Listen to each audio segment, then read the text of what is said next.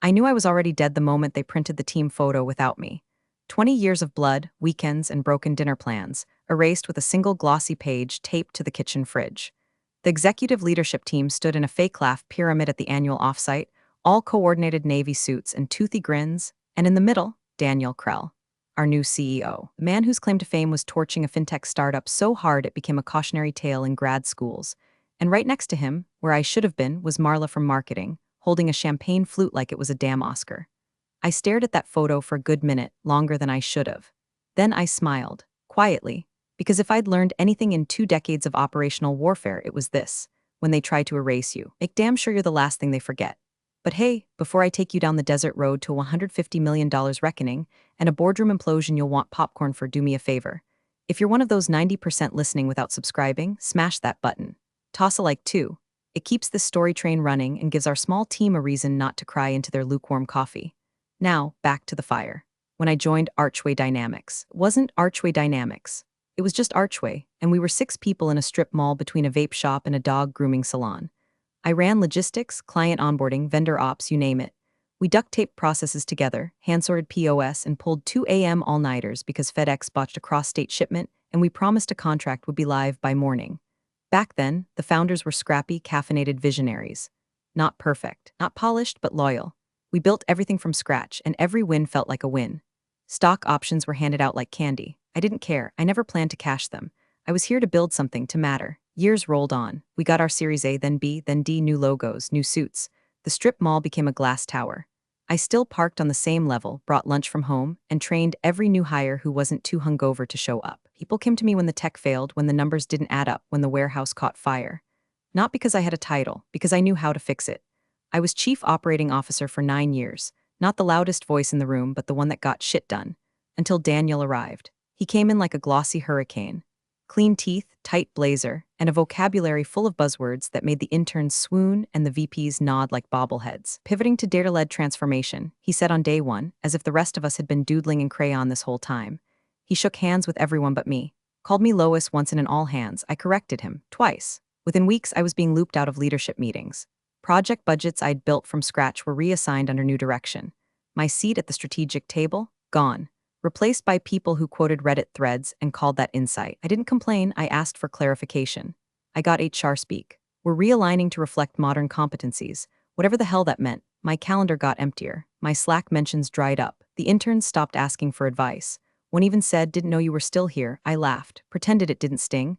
But what gutted me wasn't the disrespect. It was the betrayal. Because when the founders cashed out during Series D, they told me hand to God. I'd always have a place, that I was Archway. Turns out loyalty doesn't scale. My husband said I should quit. My daughter offered to help polish my resume. But I wasn't ready, not yet, because I had one thing Daniel didn't: history, and history's a hell of a weapon when wielded right. Then came the day he summoned me. Alone, no context. Just a calendar invite titled Strategic Transition Planning. And just like that, I knew. Guillotine doesn't always come with sound. Sometimes it shows up as a PPT and a too bright smile. "Lauren, thanks for coming in. This won't take long." That's how Daniel started it. No greeting, no eye contact, just the smug cadence of a man who'd practiced this exact speech in front of a mirror while exfoliating. The conference room was already set. 2 waters, a branded folder, and an HR rep named Angela whose eyes darted anywhere but mine. A single projector flickered against the wall, and on it was a slide titled Strategic Realignment for Future Readiness. No bullet points, just that. Big and blue and sterile. Daniel leaned back in his ergonomic throne, fingers laced together like some discount Bond villain. "We've taken time to reassess our leadership composition," he said, like this was a goddamn casting call. "And we've identified areas where fresh perspectives are crucial to continued growth." Fresh perspectives? That was the poison dart wrapped in HR bubble wrap. I'd given 2 decades to this company, led us through failed software rollouts, union standoffs, 2 recessions, and a warehouse flood that nearly shut down our East Coast ops. But now I was stale. Outdated, a rotary phone in a world of apps. I glanced at the next slide before he could click it. My name, Lauren Hess, Transition Strategy Overview. Below it, in smaller font, effective immediately. Angela slid the folder toward me. Her hands were shaking. Daniel cleared his throat like he'd just delivered a eulogy. "This package reflects our gratitude," he said, already reaching for his phone. "You'll find it fair." Fair. There's a word that needs to be put down behind the barn. I opened the folder. Severance. NDA, benefits continuation, and a beautifully worded clause that basically translated to, "Go quietly and don't tell anyone we kicked you out like expired yogurt." I looked up. Daniel was typing, didn't even fake sympathy. Just tap, tap, tap like my erasure was a line item on his to-do list between latte and LinkedIn humblebrag. I stood up. Angela, I said softly, can you let me walk myself out? She blinked. I think I'm supposed to, I'm asking. She paused, then nodded. Daniel didn't look up. I tucked the folder under my arm and walked out the same hallway I used to own. The one where I'd once high-fived engineers pulling all-nighters and comforted interns after client calls went south. Now it felt hollow. The lights too bright, the silence too heavy. The elevator ride down was surreal. A few people saw me, some nodded with confusion, others didn't notice. But when I hit the lobby, Sarah from payroll ran up. Lauren, what? She started but stopped when she saw the folder. Her face crumpled. She hugged me, said something about how this place wouldn't be the same. I just patted her back and smiled, told her to get back to work before Daniel added her to the next slide deck. Outside, the sunlight hit different, harsh, judgmental. I stood on the curb for a moment, folder pressed to my ribs like a shield. I could have cried, I didn't. Instead, I went home, poured a glass of wine that hadn't been touched since Christmas, sat on the back porch and reread every line of that severance agreement while the neighborhood kids screamed and chased each other in Halloween costumes that were a week too early. The check was generous, crafted to buy silence, to smother bruised pride in dollar bills. But as I stared at it, something inside me settled, not in defeat but in clarity. I folded it neatly, tucked it back in the folder, and slid the whole thing into the kitchen drawer under the expired batteries and birthday candles. Let Daniel think he'd won. Let them all believe I'd ride off into obscurity with a forced smile and a cashed check. Because what they didn't realize, what he didn't even bother to ask, was that I never worked at Archway for the paycheck. I worked for what we built, and some of what we built still had my name on it.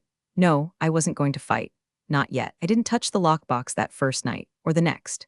It sat where it always had, on the top shelf of the hall closet, behind the emergency lantern and a box of mismatched light bulbs we kept meaning to throw out. But 3 days after they fired me, I poured a second cup of coffee at 2 a.m., stood up barefoot in the dark, and pulled the damn thing down. It was heavier than I remembered, or maybe I was just feeling the weight of 20 years I'd tried to compartmentalize. The lock still clicked the same way it did when I first bought it. Back then, we were barely post-startup, pre-Series A, and the founders handed out share grants like party favors. You're a builder, they'd said, you should own a piece. I didn't ask for much, just options with long cliffs and longer vesting. The kind of thing that only meant something if you stuck around for the long haul. Well, I'd stuck around. Inside were layers of manila envelopes and printed PDFs, some yellowed at the corners from age. Each one dated, signed, notarized. I flipped through them slowly. The original founder grant, the option top-ups from 2011 and 2015, the dilution amendment I signed reluctantly during Series C, the reclassification memo during Series D that everyone else ignored but I'd asked legal for in writing. The deeper I went, the more the fog lifted. I pulled out a notebook and did the math like I'd always done it, by hand, tallying shares, post-dilution conversions, employee pool percentages, founder buyouts. Took me 2 hours and a second pot of coffee, but when I finished, the number was crystal clear. 11.3%. I checked it 3 times. 11.3% of voting equity. Not phantom shares, not restricted stock, real, breathing equity. The kind that gets you a seat at the vote, the kind that can block. I leaned back in my chair, it was still dark out. My phone buzzed on the table, a useless workgroup thread still lighting up with backslaps over Daniel's new vision deck. I turned it face down. There was a numbness at first, a dull ache like post-op pain that hadn't yet faded. But underneath that, focus. Cold, sharp, surgical focus. Because here's what they didn't understand, I wasn't nostalgic. I didn't want my job back. I wanted the truth to have teeth. I wanted Daniel's slick smile to freeze when he realized I was still in the room, even if he couldn't see me. And now I knew exactly how to make that happen. The next day, I called the estate attorney I hadn't spoken to since my father passed. Still keeping your files and binders? I asked. Only for clients who make it worth it, he replied. I met him that afternoon. We updated the documents, notarized the ownership disclosures, and he gave me a knowing look over his glasses as I signed the last page. Do they know you still hold this much? I shook my head, and I'm not about to tell them. He nodded, smart. When I got home, I was going to tuck everything back into the lockbox, but instead, I slid the documents into a separate folder, one marked pending. The next day, the email came. Lexitron. Not from a recruiter or some assistant fishing for talent, but directly from their general counsel. Short, vague, polite. Dear Miss Hess, we are conducting a review of historical equity holdings at Archway Dynamics as part of our due diligence.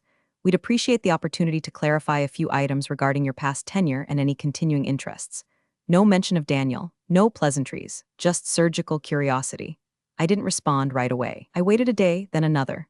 Then I wrote back, happy to connect. I've maintained all documentation. Please let me know your preferred time. I hit send, then shut the laptop. I wasn't grieving anymore. Grief is for endings. This was the start of something.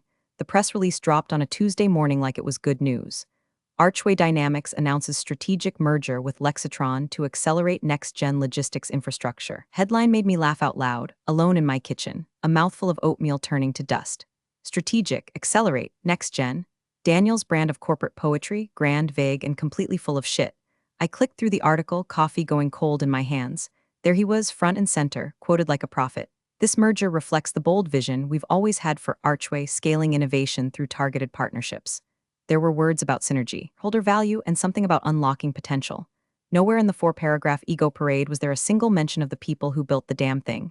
No logistics leads, no tech architects, no legacy team acknowledgments. Just Daniel smirking like he discovered electricity.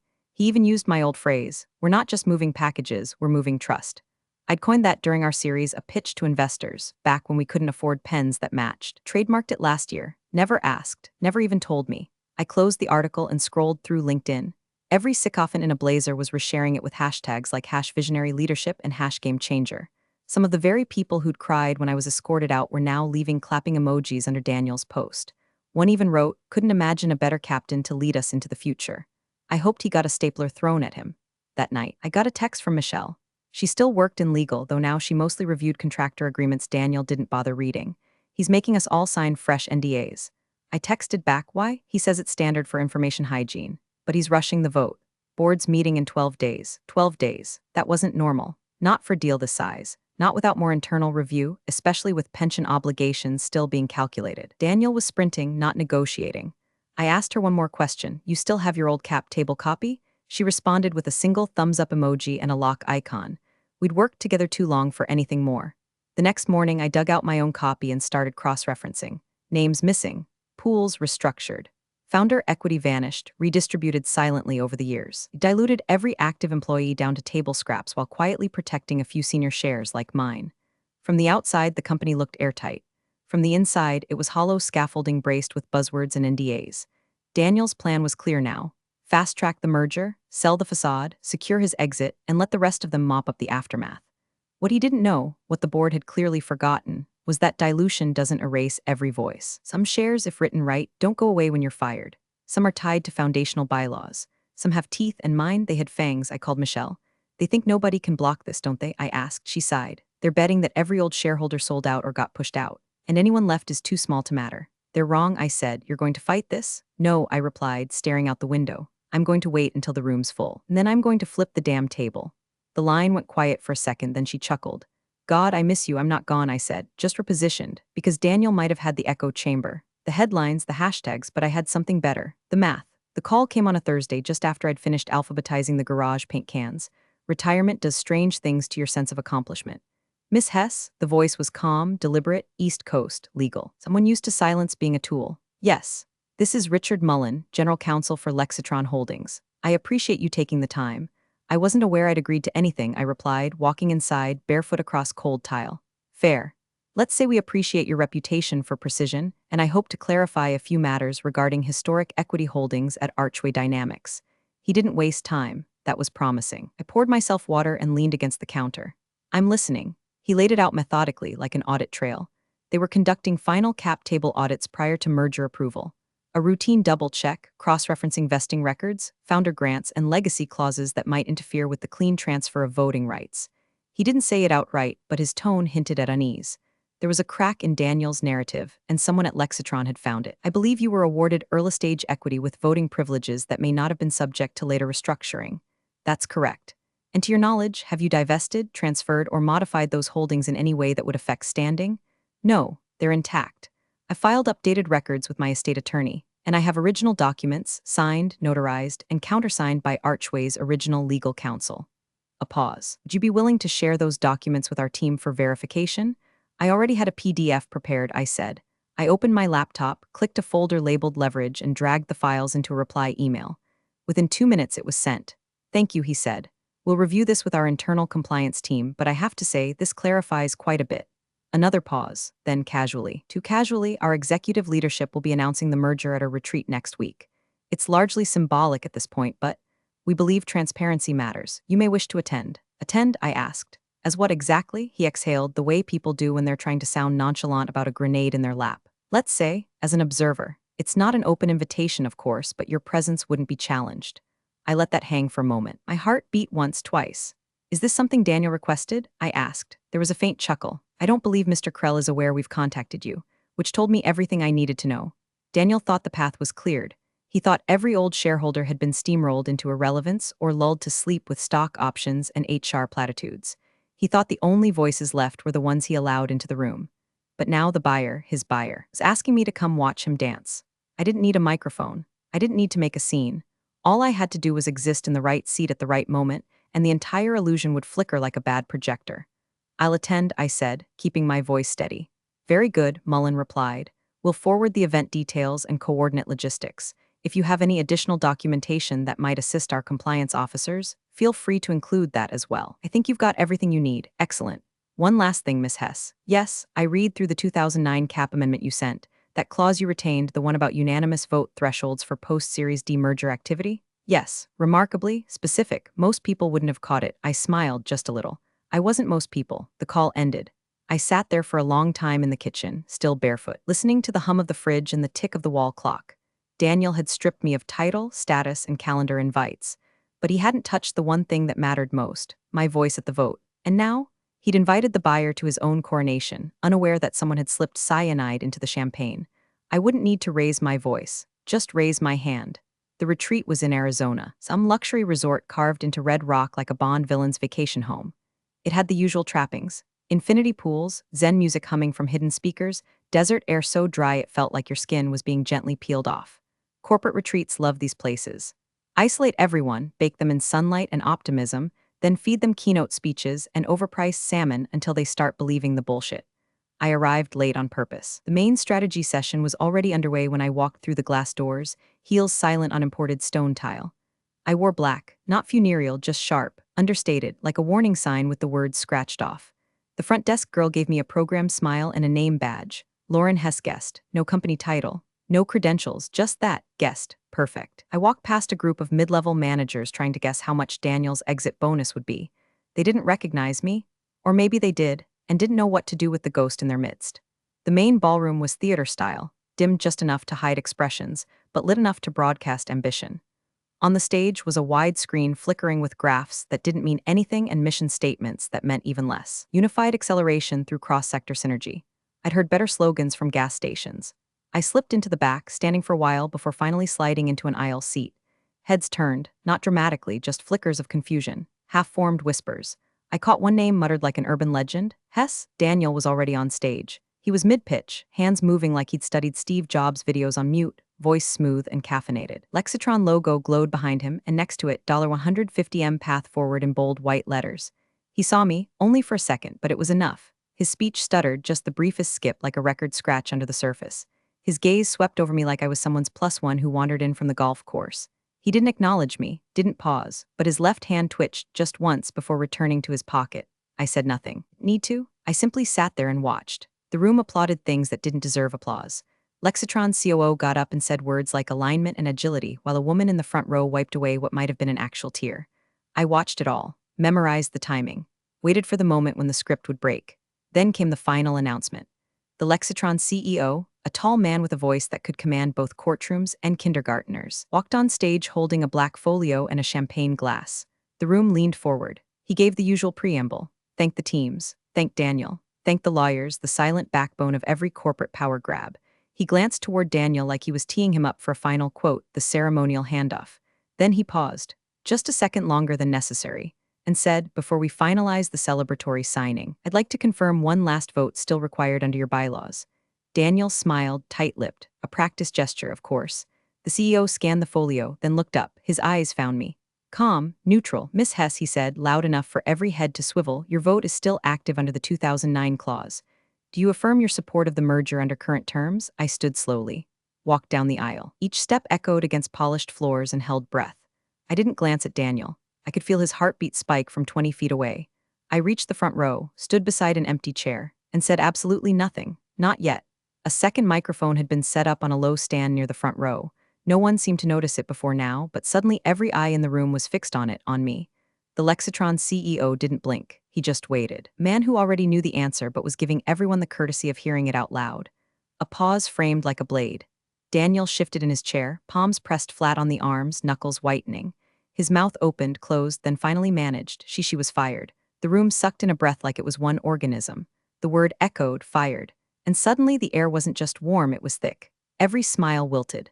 The guy with the champagne flutes in the back froze mid-pour. A VP near the stage dropped her pen. The CEO didn't turn to Daniel. He didn't even acknowledge the interruption. Instead, he tilted his head toward his general counsel, seated stage left. The counsel adjusted his glasses, opened the folio Lauren had emailed days earlier, and spoke into his lapel mic with the calm of a man holding a grenade he'd removed the pin from an hour ago. Archway Dynamics Operating Agreement dated July 2009, Clause 7.4b designates that any equity holder possessing more than 10% of voting shares at time of merger must affirmatively consent in writing. There is no employment clause attached to this requirement. The shares in question, he flipped to the next page, are valid, unexpired, and enforceable. Miss Hess's vote is required. Gasps again. Louder this time. Daniel stood. This is absurd. That clause was written when we had 6 employees and a coffee maker that ran on spite. We've evolved. You changed the org chart, I said calmly. Not the bylaws. I wasn't yelling, didn't need to. The silence had done the heavy lifting for me. He looked at me like he was seeing a ghost that remembered where the bodies were buried. His eyes flicked toward the board members clustered in the second row, then toward the Lexitron team, searching for support. For a script, for anything. Even if she holds legacy equity, he barked, that doesn't give her veto power. The Lexitron CEO raised a hand, not to silence him, just to slow the spinning wreckage. She doesn't have veto power, he said, but she has the ability to delay final execution indefinitely under your own agreement. And more importantly, her name's in the press release I haven't sent yet. He turned to me again, that same calm look. Lauren. May I call you Lauren? I nodded once.